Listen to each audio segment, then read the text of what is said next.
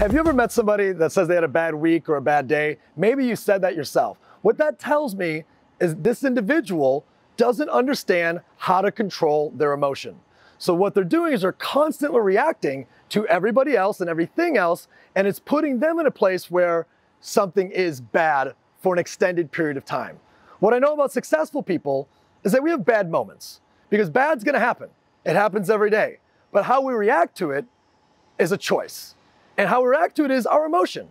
So how do we get really good and self-aware about when our emotion gets shifted to shift it back on track?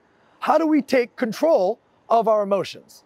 See, I have several strategies. Think of it like a tool belt that I use that anytime I get shifted, boom, I can use one of those strategies and I'm right back on track. Now let me go back in time to kind of give you a reference point of this, because chances are you've already deployed these strategies in your past.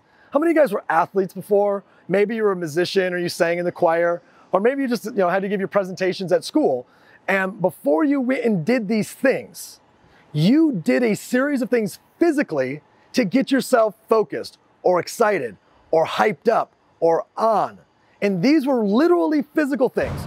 You would maybe jump a couple times, or you'd do a couple claps, or maybe you'd move your fingers, or maybe you'd move side to side, or maybe you'd hit your chest, or maybe it was breathing. Maybe you took one giant deep breath, closed your eyes and just let it out. Maybe you took a couple short breaths, right? What were the things you did?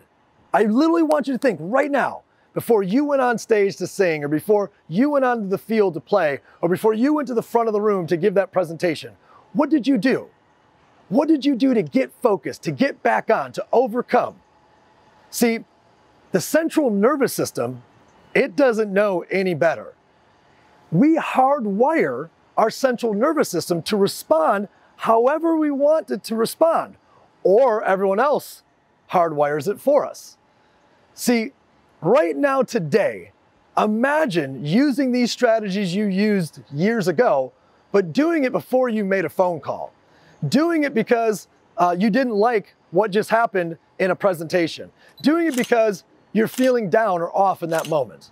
See, you can use those strategies that you used to use in high school, and you can use them right now on a daily basis, any moment that you're shifted emotionally, to get right back on track. And that is a choice. See, I choose in those moments that I'm off to go to my tool belt, and I have a couple things I might say to myself, or have a song I might play, or have a movement I might make, or a yell I might yell. So that way I can instantly get right back on track, because remember, we have these outcomes that we want in our life, right? We have these outcomes, these dreams that we really want to achieve. And we know it's going to take a lot of work, it's going to take a lot of action. But if that work and that action is constantly being influenced by your emotion negatively, or your emotion of just maybe cruise control, you've got to be the person that knows how and when to hit that trigger and turn it on and get that excitement and get that focus and to get that drive.